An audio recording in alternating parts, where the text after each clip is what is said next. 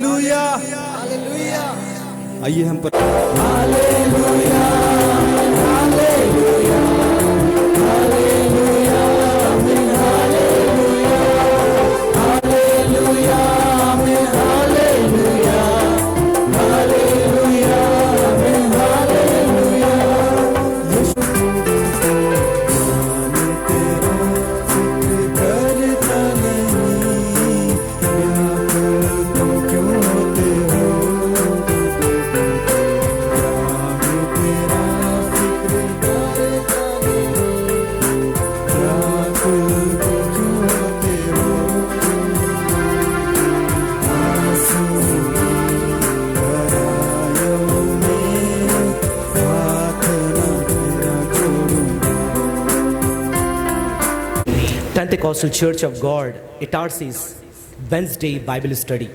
और फिर से आप सबको प्रभु यीशु मसीह के नाम से Pentecostal church of God Bible अध्ययन में आप सबको स्वागत करते हैं। And I thank God for this opportunity to share the Word of God in this fashion. और इस रीति से परमेश्वर के वचन को आप सबके बीच में लाने के लिए मैं परमेश्वर का धन्यवाद देना And चाहता I'm हूँ। also thankful to Honorable Senior Pastor Dr. Matthew K. Thomas for allowing me to share the ministry alongside him. और परमेश्वर के अति प्रिय दास और आदरणीय परमेश्वर के दास जो मैथ्यू के थॉमस जी हैं उनको मैं धन्यवाद देना चाहता हूँ। And I'm also thankful to Reverend David for helping us understand message in the language that we actually understand better. और मैं भाई डेविड को भी धन्यवाद देना चाहूँगा कि जिस भाषा में हम समझते हैं उस भाषा में हम सबको मदद कर रहे हैं। Because we can do bilingual, but sometimes when we are in flow, so when we start speaking English, only English comes. We forget about Hindi speaking people. And when we begin to speak in Hindi, we forget about that there are people who are non-Hindi who don't understand. और कई बार ऐसे होता है कि अंग्रेजी में जब हम बोलना शुरू करते हैं तो कई बार भूल जाते हैं कि जिनको कई लोग ऐसे होते हैं जिनको अंग्रेजी नहीं आती है। और कई बार ऐसे होता है कि हम जब हिंदी बोलना शुरू कर देते हैं तो हम भूल जाते हैं कि कुछ लोग ऐसे होते हैं जिनको हिंदी नहीं आती है। So it always used to good to have options when it is available to utilize for the better understanding of the Word of God. और ये बहुत ही अच्छी बात है कि जब हमारे पास कोई ऑप्शंस होते हैं या कोई पहचान होता है तो उनको इस्तेमाल करना बहुत ही ज़रूरी है। So without taking much time, let's all delve into the letter of Paul to the Corinthians, the first letter of Paul to Corinthians, chapter 4. और ज़्यादा समय ना लेते हुए परमेश्वर के जो पौलुस के लिखे गए पहले कुरिन्थियों की जो पत्री है उसका अध्याय 4 में हम जाएंगे। And we've been hearing for a very long time now from the this particular letter. और इस जो पत्री है उसमें से हम काफी समय से सुन रहे हैं। And for me, if I say it's my second time to give a teaching from this book. और इस मेरे लिए काफी करके देखा जाए तो इस पत्री से या इस पुस्तक से ये दूसरी बार मुझे मौका मिला है कि परमेश्वर के इस वचन को मैं आप सबके सामने ले Yeah, before we did resume the study, Bible study in our church, I happened to received portion of chapter 2 to teach, and we pretty much looked into the context of this book, so I would not be repeating all of those things again now. और मुझे ये अवसर मिला था कलीसिया में जो इस पत्री का दूसरा अध्याय में से हम जब अध्ययन कर रहे थे, इसीलिए मैं ज़्यादातर जो ऑलरेडी हमने पढ़ चुके हैं उसमें से फिर से मैं दोबारा दोहराना नहीं चाहता। We looked into the geographic background, economical setting, theological setting, and pretty much most of the issues that this church had, we have already looked into that. So skipping forward to all of those things, let's quickly get into the chapter itself. और बहुत सारी चीज़ें जो हमने already पढ़ चुके हैं उसको दोहराना ना चाहते हुए और ज़्यादा समय ना लेते हुए चौथा अध्याय में हम आते हैं। So hope it's there on the screen. Oh, thank God for this also. So this when you look into this chapter number 4, you have almost 21 verses. और इस अध्याय में हम जब देखते हैं लगभग 21 वचन है इस अध्याय में। And when you look into the paragraph positioning into your Bible, you may find there are 4 to 5 paragraphs. और जो पथों की जो स्थिति है या जो बनावट देखते हैं तो 4 या 5 स्थिति को हम देखते हैं। And you would also see there are small headings given in your Bible. Particularly some of the Bibles may not have it, so that also helps you understand that what issue that Paul is trying to deal in this chapter. और कुछ Bible में आपको छोटे छोटे शीर्षक आपको दिया जाता है ज्यादातर बाइबल में देखा नहीं जाता, लेकिन कुछ बाइबल में आपको देखा जाता है ताकि हमें आसान तरीके समझ सकें कि कौन सी स्थिति से या कौन सी मुद्दे के ऊपर पौलुस चर्चा करता है। Just to be fair with the teaching, I would like to just make one or two statement and do away with the context of this chapter. और सिर्फ आपको आसान तरीके से समझाने के लिए एक दो बातें बताकर मैं आगे बढ़ना चाहता हूं। Paul continues to give an apologia of his apostleship and spiritual fatherhood. और पौलुस जो अपनी प्रेरिता के बारे में Defense, yeah.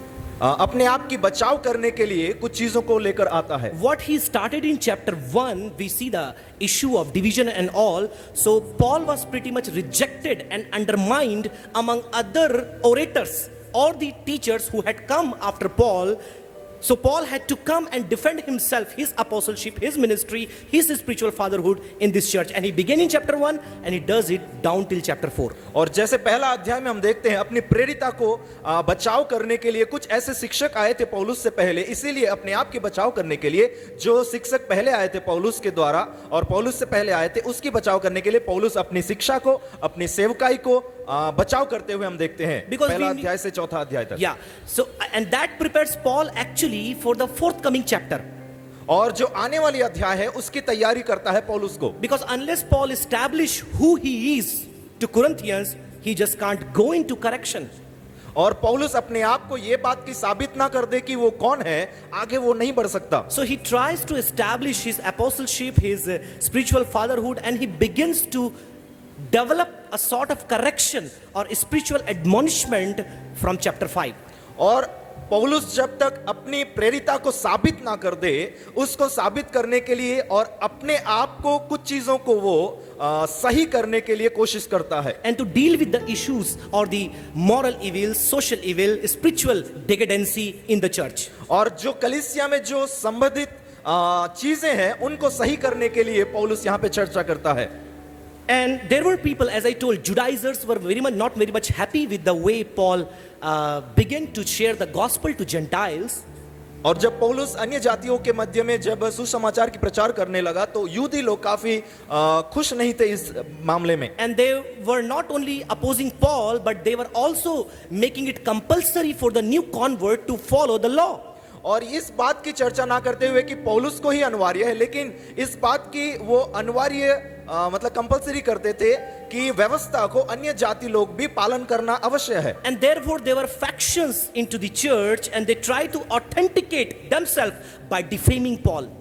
और इसीलिए कलीसिया में कई विभाग शुरू हो गए थे और पौलुस को अपनी बचाव करने की जरूरत पड़ी। And we did see in my previous teaching that how some people would appreciate Apollos as a better orator or rhetoric than that of the Paul's methods. और हम पिछले अध्ययन में देख रहे थे कुछ लोग ऐसे थे जो अपोलोस की तरीकों को काफी अच्छे तरीके से फॉलो करते थे या तारीफ करते थे जब हम पौलुस की शिक्षा को विपरीत में देखते हैं। Having said that, let's go into the outline of this chapter. और उसकी जो रूपरेखा है उसमें हम जाते हैं अध्याय के।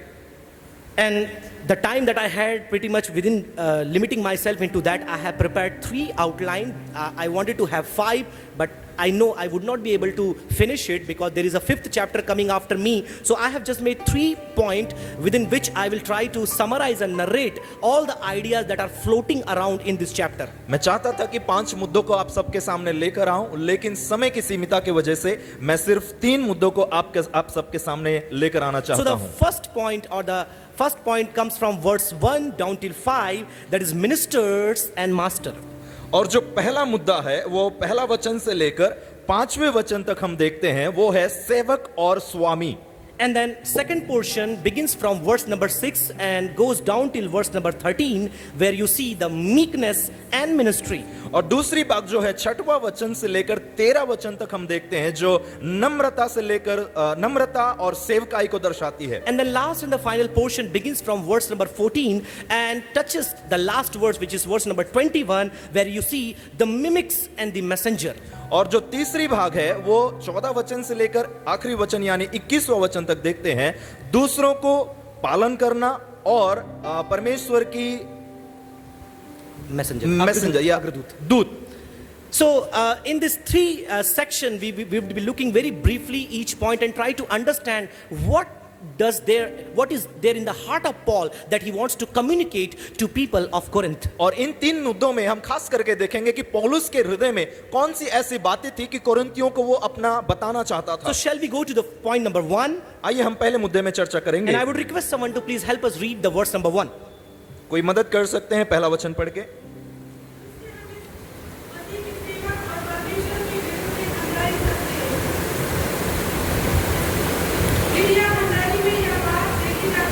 Then what do you see there? Paul begins his statement, let a man so consider. यहाँ पे पौलुस शुरुआत करता है, एक पुरुष को इस बात की सुधि लेना चाहिए। Means when you look at me, I am a minister of God, I am an apostle of God, I am a steward of God. When you look at me, what do you think of me? और यह सवाल उठता है कि जब आप मुझे देखते हैं, मैं परमेश्वर का एक सेवक हूं, एक प्रेरित हूं, एक शिक्षक हूं और परमेश्वर की सेवा करने वाला हूं। जब आप मुझे देखते हैं तो आपके मन में किस बात की आलोचना उठती है? Because people, when particularly in the Corinth setting, when people look at the servants of God, they had something called personality cult. और जब कोरिन्थ लोग, जो कोरिन्थियों की जो विश्वासी थे, जब लोगों को वो देखते थे, The servants of God, when they look at the servants of God, और वो परमेश्वर के दासों को जब देखते थे, they had something called personality cult.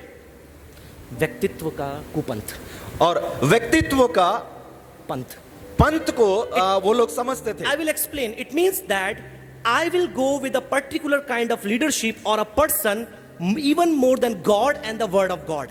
और इसका मतलब ये है कि मैं जिसको फॉलो करता हूं या जिसके पीछे हो लेता हूं, वो जो कहेगा उसी को फॉलो करता हूं, परमेश्वर का वचन से ज्यादा और परमेश्वर से ज्यादा। Means glorifying, highlighting an individual or a minister over the word of God and sometimes even God itself. और इसका मतलब ये है कि एक पुरुष को परमेश्वर से ज्यादा महत्व देना या परमेश्वर के वचन से ज्यादा महत्व देना। And there were people in the church who were doing the same practice, that they would ignore Paul and the messages of Paul and the teachings of Paul and what Paul had first-handedly given to them, and would glorify somebody else who followed him.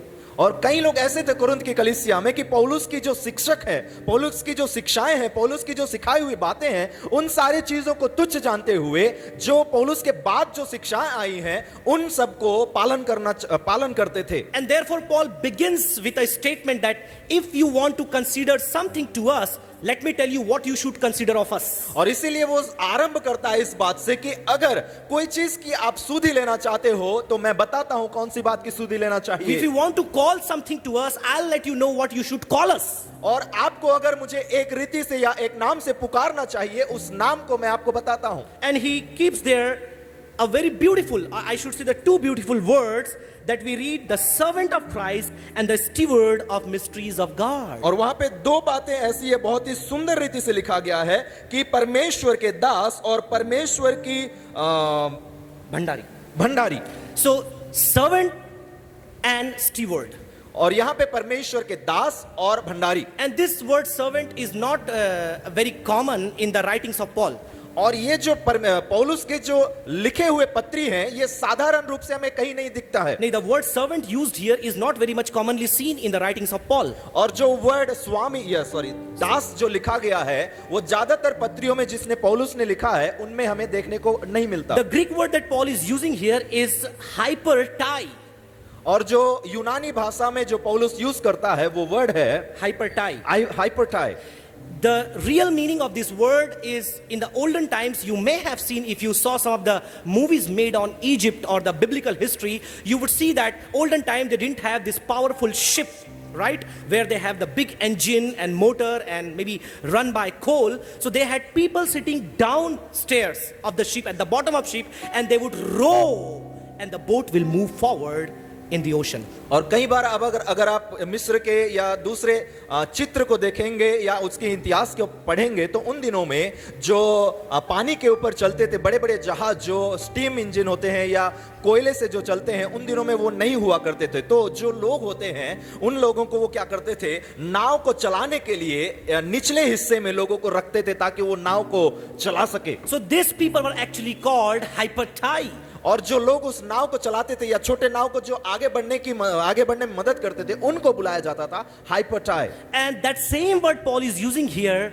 for entitling himself and all the ministers of the gospel. और यही शब्द को पौलुस इस्तेमाल करते हैं अपने आप को बुलाने के लिए और बाकी सेवकों को बुलाने के He लिए। says, we are nothing. You may be highlighting, glorifying some servants of God at the expense of somebody else, but make sure we are no more than the rowers who are at the bottom of the ship.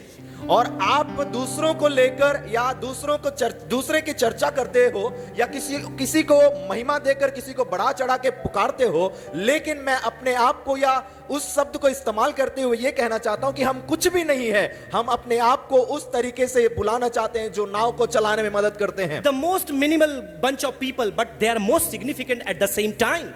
और जो सबसे छोटे लोग होते हैं और उसी समय में वो बहुत ही महत्व रखते हैं। Because if they would not be there, the ship won't move.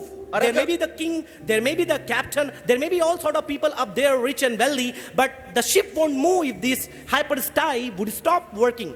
और जो लोग उस नाव को चलाने में मदद करते हैं या उसको चलाते हैं, अगर वो नहीं होते हैं तो वो नाव आगे नहीं बढ़ सकता। कप्तान हो सकता है, अमीर लोग हो सकते हैं, उसको चलाने वाले बहुत सारे हो सकते हैं, लेकिन जब तक वो चलाने वाला व्यक्ति नहीं होंगे वो नाव आगे नहीं बढ़ेगा। And the second word he is using, let me go quickly into the second word that he is using, is the steward of mysteries of God. और जो दूसरा शब्द जो पौलुस यूज करता है या इस्तेमाल करता है वो है Bhandari. And you look at this, all of these words are in plural. He is not talking about himself alone. He is talking about all the apostles, all the ministers, and all the servants of God who were ministering at the time. और ये वचन की या इस शब्द को अगर आप देखेंगे, एक वचन नहीं, ये बहुवचन में अपने आप को प्रस्तुत करता है। इसका मतलब ये नहीं है कि पौलुस अपने आप के बारे में कहता है, वो उसके साथ जितने सेवक हैं उन सब को भी शामिल करता है। And he says, the stewards, we are to be considered as the stewards of the mysteries of God. और इस बात की वो चर्चा करता है कि हम अपने आप को परमेश्वर की जो रहस्य है उसके रक्षक या भंडारी कहलाना चाहिए। Now when I say the mysteries of God, it's not the mystery that some apostles, some self-proclaimed preachers or leaders would like to give you today in some special seminar. और जो रहस्य का शब्द जो है आज जो अपने आप को प्रेरित कहते हैं और अपने आप को भविष्यवक्ता कहते हैं, अपने आप को सेवक कहते हैं, जो आपको इस रहस्य का बताएंगे उसके ऊपर मैं चर्चा नहीं करना That they want to चाहता। give you in a private secret meeting the depth and the mysteries of the word of God. It's not that mystery that Paul is talking here. और पौलुस इस बात की चर्चा नहीं करता है उस रहस्य के शब्द को लेकर कि आज जो सेवक लोग आपको रहस्य में लेकर जाके उस गहराई तक आपको पहुंचाते हैं उसके ऊपर चर्चा नहीं करता पौलुस। And they would claim, only I know, nobody else know, only I can give you that mystery. So come to my church, to come to me, to come to my conference, to come to my seminar and get to know the mysteries of your life. और ये लोग ऐसे हैं कि ये कहते हैं कि सिर्फ मेरे अलावा और किसी व्यक्ति को ये रहस्य परमेश्वर ने दिया नहीं है, इसीलिए आप मेरे कलीसिया में आओ, मेरे सेमिनार में आओ, मेरे मीटिंग में आओ, ताकि आपके जीवन के रहस्य को आप जान सको। But let me tell you, the mysteries that Paul is talking, he has not kept it veiled. He has exposed this time and time again, and this mystery which was hidden from the ages, from the people of the OT, has been revealed, that salvation is through the Lamb of God, Jesus Christ. और जिस रहस्य की पौलुस बात करता है वो रहस्य को उसने छुपा कर नहीं रखा, उस रहस्य को उसने खुले में प्रचार किया।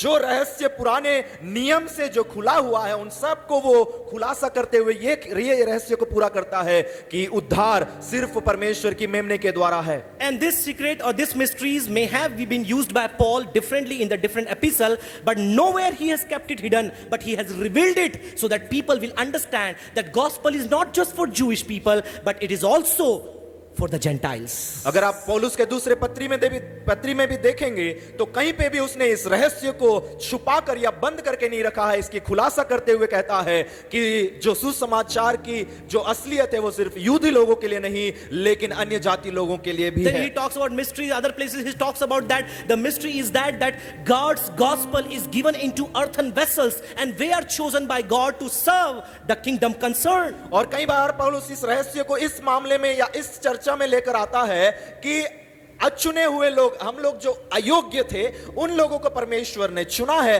और उद्धार को दिया है। So there are many ways that Paul talks about this mystery, but it has never been hidden anywhere in the Bible, or maybe somebody want you to tell that, that I will reveal what mystery is, that stay away from such people. और इस रहस्य के मामले में अगर आपको कोई भी कहता है कि आपको मैं इस रहस्य को खुलासा करूंगा, तो आप उनसे दूर रहें, क्योंकि पौलुस अन्य पत्री में उसको अन्य प्रकार से खुलासा कर सकता है, लेकिन कभी भी उसको बंद करके या ना बताते हुए नहीं रखा है। There is nothing that Paul didn't tell, but everything he said, he explained, he exposited, and he let people know what this mystery is. और पौलुस ने हर पत्री में इस रहस्य को जहां कहीं भी लिखा है, उसकी खुलासा करते हुए लोगों को समझाने की मदद की है।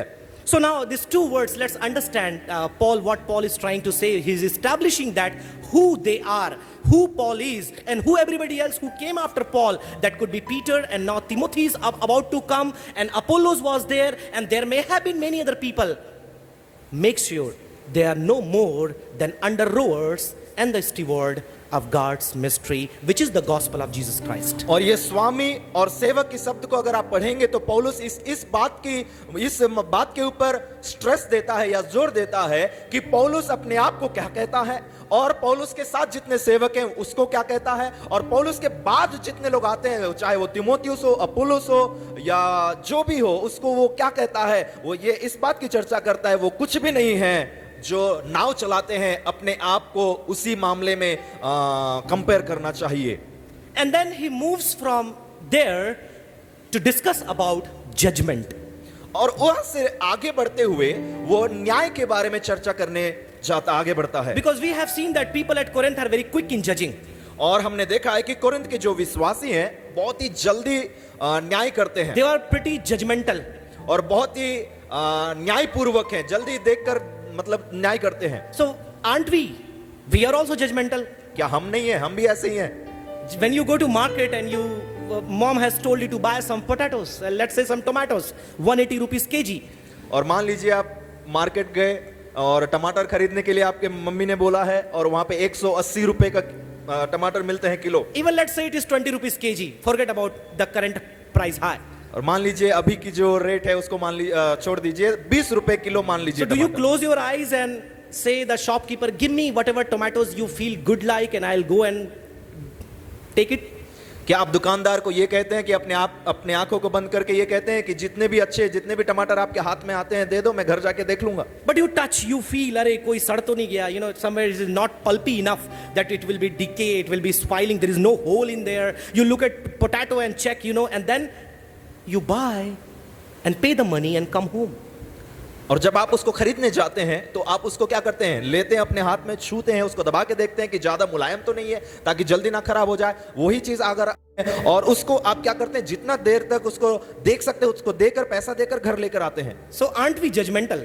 क्या हम न्याय नहीं चुकाते? या aren't we judging between good potato and bad potato? क्या हम अच्छे और बुरे आलू में न्याय नहीं करते? Aren't we judging sometime between people? क्या हम लोगों को देखकर न्याय नहीं बनते? Let's talk about marriage, right? Many of you are married and some of our students are married, most of us are not married. So would you just close your eyes and let anybody come in front of you and you move on for marriage date or engagement dates? अगर आप विवाह करने के बारे में बात करेंगे तो ज्यादातर लोग यहाँ पे अविवाहित हैं। अगर आप सोचें कि आप अपने आंखों को बंद करके जो भी आके मतलब शादी करने के लिए तैयार हो जाए उनके साथ चले जाएंगे? Let's talk about preaching, right? Let's talk about selecting a passage. Do you do that? Oh Lord, talk to me and then I can talk to people. Let me open, and then you open a portion and say, I got to preach from this. You are pretty poor in preaching if you do so. अगर आप प्रचार की बात करें तो कई बार हम प्रार्थना करते हैं, प्रभु हाँ जो आप बात करना चाहते हैं वो मुझे दे दें, और जहां आपकी उंगली अटक जाती है वहां से प्रचार करना शुरू कर दें, तो आप प्रचार करने में बहुत ही बुरे हैं। So we judge all the time. We judge between peoples, we judge between things, we judge between situation, we judge between circumstances, and we take decisions all the time. There is nothing we do without judging, by the way. और ऐसी कोई भी चीज नहीं है कि बिना न्याय करके उसको हम लेते हैं। हम बहुत सी परिस्थितियों को या इंसानों को या मनुष्यों को हम क्या करते रहते हैं, हमेशा न्याय करते रहते But हैं। the people at Corinth were one step ahead. लेकिन कोरिन्थ के जो विश्वासी थे वो एक कदम आगे थे। And how they are, shall we look their characteristics? Would somebody help us to read from verse number 3? वो कैसे थे अगर हम देखेंगे तो देखिए 3रा वचन से पढ़ेंगे। Yeah, someone can help in Hindi.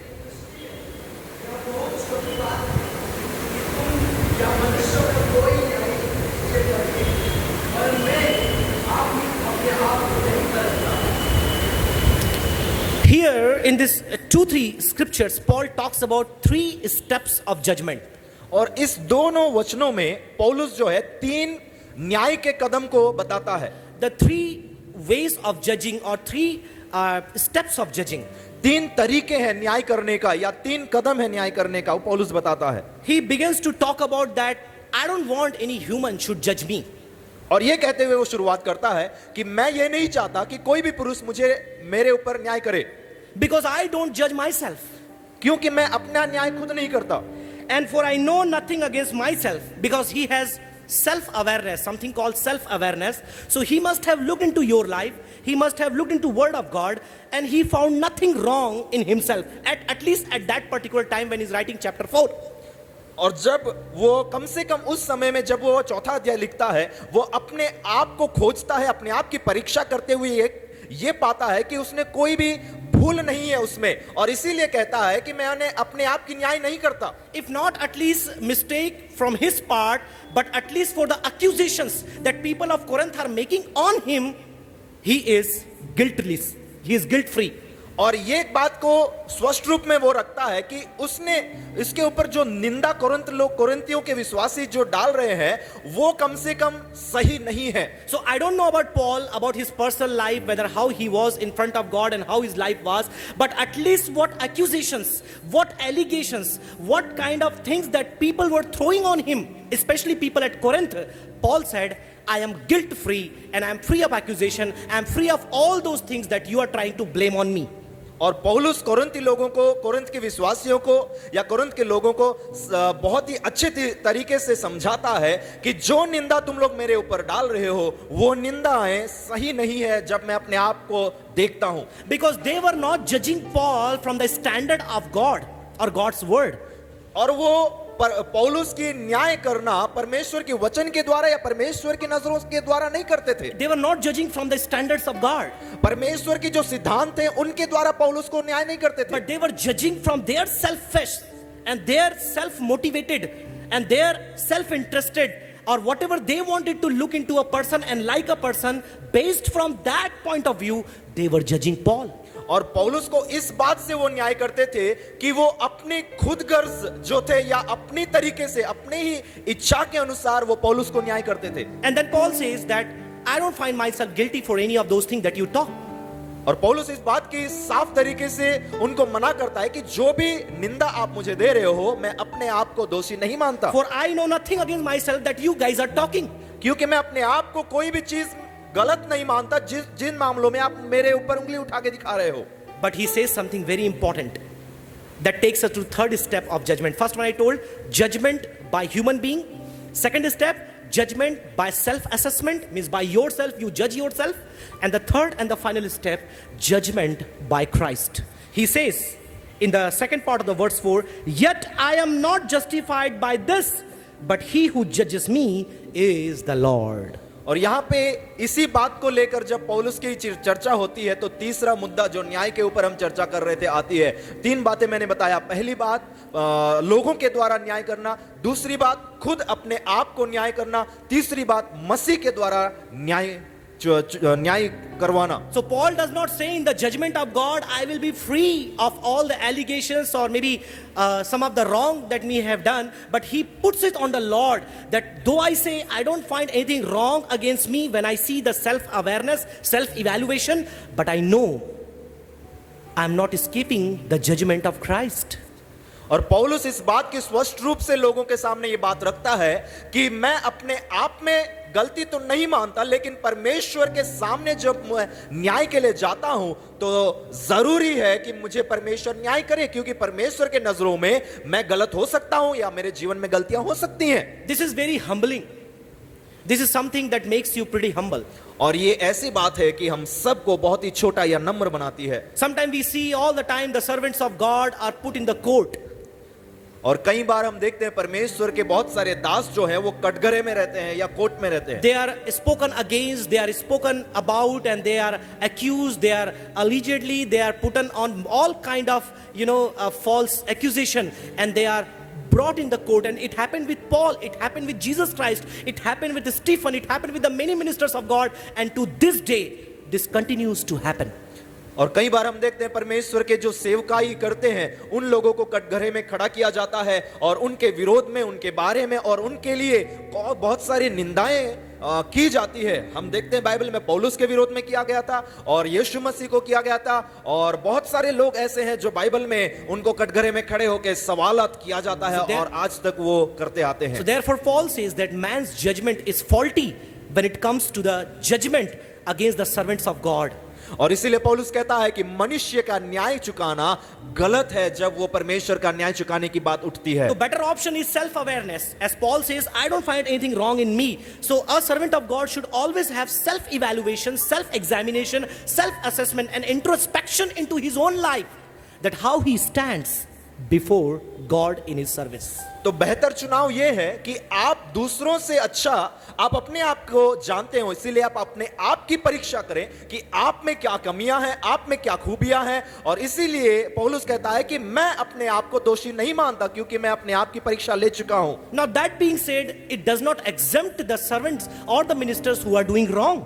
और इस बात को मैं स्पष्ट रूप से आप सबके सामने रखना चाहता हूं कि जब ये बात मैं कहता हूं इसका मतलब ये नहीं है कि जो गलतियां करते हैं वो सही है। I am just with the context.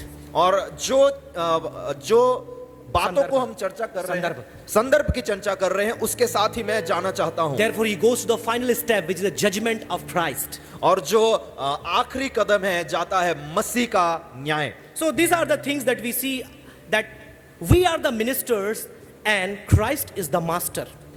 और ये चीजें हम जब देखते हैं तो हमें पता चलता है कि हम सेवक हैं और परमेश्वर यीशु मसीह हमारा स्वामी है। And we are accountable to Christ because there is a judgment.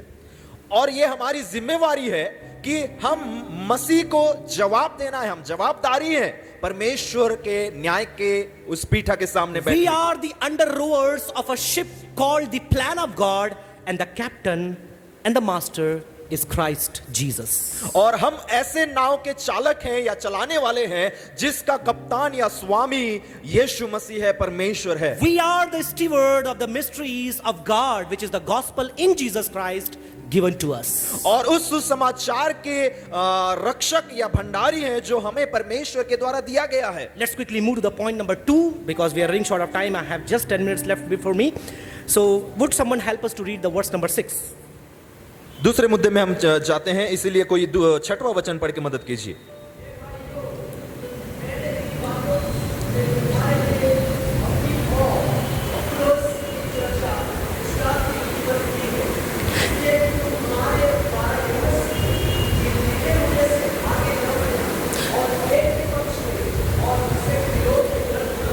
Now verse number 6 down till 13 we see meekness and ministry. 6वां वचन से लेकर 13वां वचन तक हम देखते हैं नम्रता और सेवकाई। In the first part we see Paul discussed about who ministers are and how they are and who is the judge, which is the master.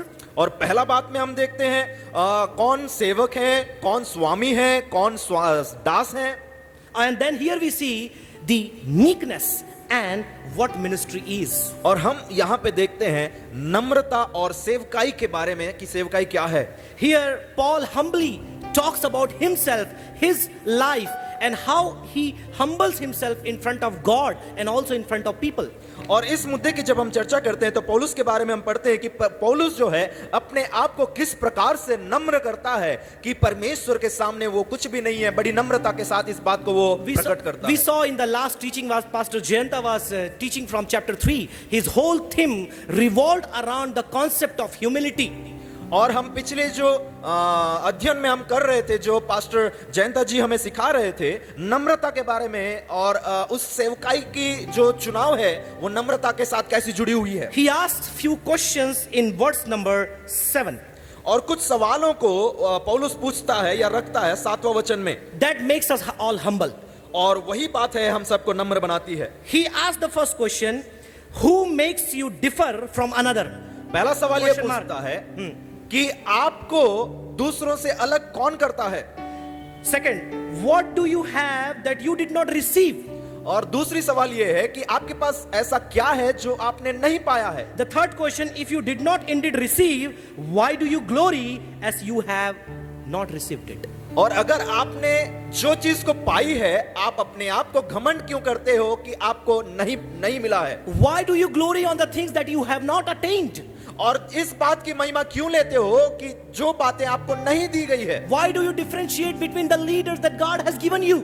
और उन चीजों को या उन अगुवों को क्यों आप लोग विस्तार में या डिफरेंशिएट करते हो? Because Paul's concept is that if someone has to boast, they got to boast on Christ crucified. और पौलुस कहता है कि अगर किसी को घमंड करना है तो पिता परमेश्वर यीशु मसीह जो क्रूस के ऊपर चढ़ाया गया है उसमें घमंड करना Because we चाहिए। knew in the earlier chapter that people at Corinth were boasting on their leadership.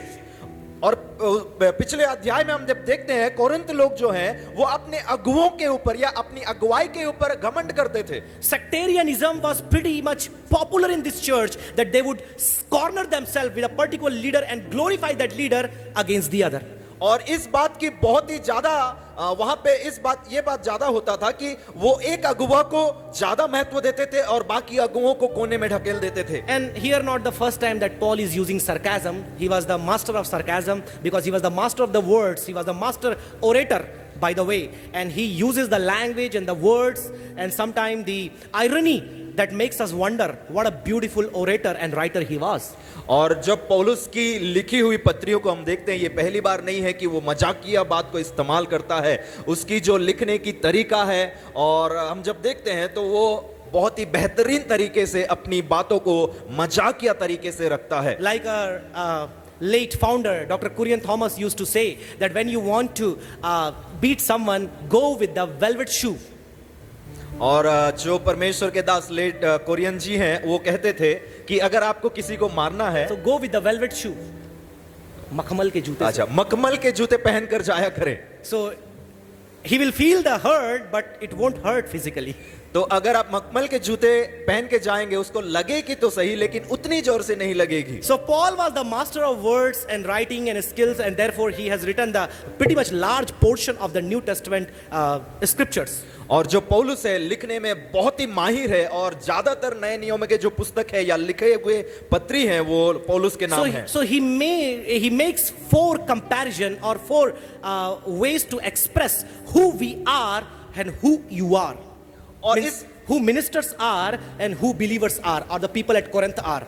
और इस बात की तुलना करने के लिए बहुत ही अच्छे तरीके से वो प्रकट करता है कि हम कौन हैं और दूसरे लोग कौन हैं, यानी परमेश्वर की सेवा करने वाले कौन हैं और विश्वासी कौन हैं। So I urge you to please go back and read this chapter when you go to your dormitories, your room, because we don't have time to read all of this. But let me just give you those words within which he compares himself and the people at Corinth. और मैं उत्साहित करूंगा, हमारे पास समय सीमित है इसीलिए मैं उत्साहित करूंगा कि आप जब अपने कमरे में जाते हैं तो इसकी आप अच्छे तरीके से पढ़ें। लेकिन आज हम उसी बात की चर्चा करेंगे जिसके बारे में हम पढ़ रहे हैं। So he begins to say, from verse 7 to 9, that you are kings and we are prisoners. और 7वां वचन से वो शुरू करता है कि आप राजा हैं और हम बंदी हैं।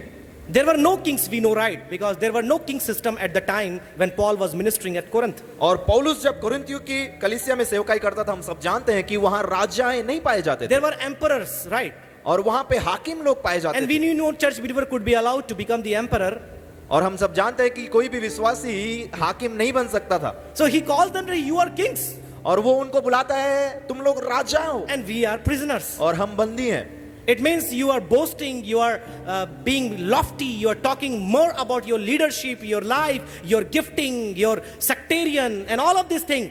So you are kings maybe, and we are prisoners. और इस बात की वो इसीलिए बात करता है कि आप अपनी अगुवा के बारे में, अपनी अगुवाई के बारे में, अपनी महानता को बताते हो, इसी कारण से आप राजा हो सकते हो और इसी कारण हम बंदी हैं। And verse 10a, he makes the second comparison between wise versus fools. और दूसरा 7वां अध्याय को उसका 10वां वचन में हम देखते हैं कि वो और एक तुलना करता है बुद्धिमान लोग और मूर्ख लोग। He says that you are wise, we are fools. और वो कहता है कि आप बुद्धिमान लोग हो और हम मूर्ख लोग हैं। Yeah, sometimes it happens, believers think themselves more smarter more intellectual, more, spiritual than the pastor himself. और कई बार विश्वासी होते हैं ऐसे जो अपने आप को ज्यादा बुद्धिमानी समझते हैं, पास्टर से ज्यादा बुद्धिमान मानते हैं अपने आप को। Yeah, like-minded people were there in the church at Corinth. और ऐसे ही मन भावना रखने वाले लोग पाए जाते थे कोरिन्थ की कलीसिया में। Then he goes to verse number 10, part B. He talks about you are strong and we are weak. और 10वां वचन का उसका बी पार्ट में या दूसरा भाग में देखेंगे तो वहां पे और एक तुलना करता है कि आप शक्तिशाली हैं, बलवान हैं और हम कमजोर हैं। Because they would boast about their giftings. और वो क्योंकि वो अपनी जो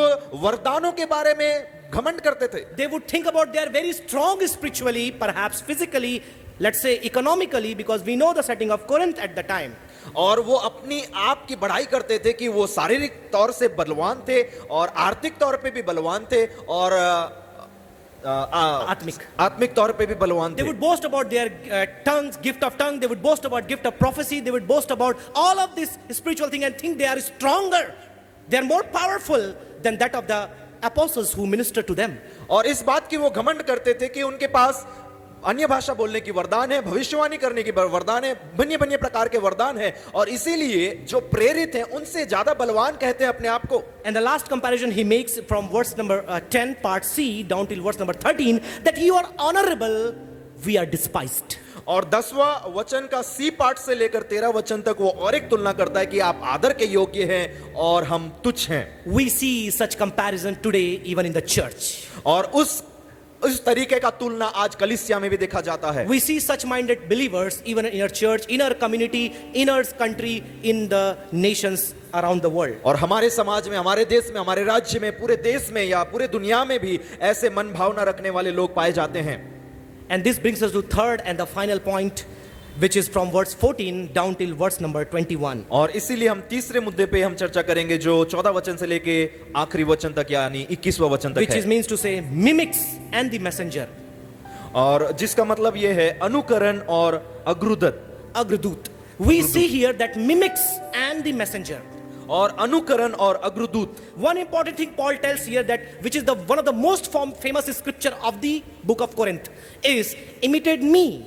और यहाँ पे बहुत ही बड़ी बात को हम जब देखते हैं वो कहता है मेरे जैसे चाल चलो। Imitate me. मेरे जैसे चलो। Mimic me. मेरे जैसे चलो। The word mimic is actually used in the popular art of drama, but when you look at the meaning, it means to follow someone as it is. और इस word को या इस शब्द को ज्यादातर हम नाटकों में इस्तेमाल करते हैं, लेकिन अगर इसकी असलियत पे जाएं तो उसका मतलब यह है कि एक व्यक्ति जैसा है उसके जैसा हम अनुकरण करना। Therefore, Paul has this confidence to imitate me because he knew that he is imitating Christ. और इस बात की आत्मविश्वास पौलुस के पास थी और इस बात की आत्मविश्वास थी, इसीलिए वो कहता है कि मेरे पीछे हो लो या मेरे जैसे चलो क्योंकि मैं मसीह के जैसे चलता हूं। And he says people that I have taught you, I have told you, but along the way you forgot. और मैं आपको जो सिखाया हूं, जो शिक्षा दी हूं, आप लोग क्या किए हो, बीच रास्ते में ही उसको भूल गए हो। Therefore, I am sending a messenger. और इसीलिए मैं अग्रदूत को भेजता हूं। I wanted to come between. If I come, I will come with a stick. लेकिन मैं वो कहता है मैं आना तो चाहता हूं लेकिन अगर मैं आ गया छड़ी लेकर आऊंगा। You read the last verse. He says, "Do you want me to come with a stick?" वो आखिरी वचन अगर आप पढ़ेंगे तो वहां पे लिखा गया है, क्या मैं अनुशासन का छड़ी लेकर आऊं? Should I come with a rod? क्या मैं एक लाठी लेकर आऊं? And as I beat my kids, you want me to beat you? जैसे मैं अपने बच्चों को मारता हूं, क्या मैं वैसे उसी तरीके से आपको मारूं? So it's better for you not to have me now. Let my messenger come. इसीलिए ये अच्छा होगा कि आप लोग मुझे ना पुकारें लेकिन मेरे अग्रदूत को आने दें। And what would this messenger do? और ये अग्रदूत आके क्या करे? Again present an apologia for the spiritual fatherhood and apostleship of Paul. और इसीलिए What would this messenger do? और ये अग्रदूत क्या कर देगा? This Timothy, right? What would he do? तिमोथियुस आके क्या करेगा? He would again defend the apostleship and spiritual fatherhood of his spiritual father apostle to the people of Corinth. और उस प्रेरिता का और जो अपने जो आत्मिक पिता है पौलुस को बचाव का मुद्दा उठाने के लिए वो कोशिश करेगा। Because he says, I will send Timothy to teach you, not teach you, forgive me, to remind you, exemplify you of the ways I have taught you, which you have forgotten. और इस अग्रदूत को यानी तिमोथियुस को मैं इसीलिए भेजूंगा ताकि आपको इस बात का स्मरण दिला सके कि मैंने कौन सी शिक्षा आपको दी है। And this brings us to last all of this teaching, if there is no application, there is no point of explaining all of this thing to you. There are 4 takeaway lessons I will read and I will be through for the today. और समाप्ति के लिए अगर हमारे जीवन में कुछ चीजों को लागू करने के लिए ना मिले तो हमारी शिक्षा व्यर्थ है। इसीलिए 4 बातों को मैं आपके लिए पढ़ के मैं समाप्त करना चाहूंगा। First and foremost, the right attitude toward the ministers of God. और पहली बात, हमारा सही स्वभाव परमेश्वर के दासों के प्रति। Let us have right attitude for the servants of God who are ministering us. परमेश्वर के दास लोग जो हमारी सेवकाई करते हैं, परमेश्वर की सेवा करते हैं, उनके प्रति हमारा सही स्वभाव होना They may जरूरी है। sometimes do mistake, they may sometimes go wrong, और but कई make bar- sure that they are worthy of double honor, and God has placed them among us to minister unto us. और कई बार वो गलतियां कर सकते हैं, गलत कदम उठा सकते हैं, लेकिन आपको इस बात की निर्माण बनाना है या सही तरीके से अपने आप की चर्चा करना है कि वो डबल आदर के योग्य हैं। Second, Christ is the ultimate judge और for all of us. दूसरी बात यह है कि मसीह हमारा आखिरी न्यायी है। Third, ministry is full of hardship. और तीसरी बात यह है कि सेवकाई जो है संकटों से भरी है। Paul talks about that we are prisoners, we are fools, we are weak, we are despised. और पौलुस कहता है हम लोग मूर्ख हैं, हम लोग तुच्छ किए लोग हैं, हम लोग बंदी हैं। So ministry is full of hardship and accusations and challenges and allegations. और इसीलिए जो सेवकाई है वो निंदाओं से भरी है, संकटों से भरी है और मुश्किलों से भरी है। Be careful, those of you who want to launch into ministry. और इस बात की बहुत ही ध्यान रखना है जो लोग सेवकाई में जाते हैं। And last and final, imitate godly models. और आखिरी बात, जो परमेश्वर के द्वारा दिए गए लोग हैं उनका पीछा करें। So attitude, judge, hardship and model. मनोभाव, न्यायी, संघर्ष और नमूना। May God bless all of you for paying your kind attention. Hope this help us to grow in the Lord. May I request Pastor Jayanta to pray and conclude this session with the word of benediction. Once again, thank you, Reverend David.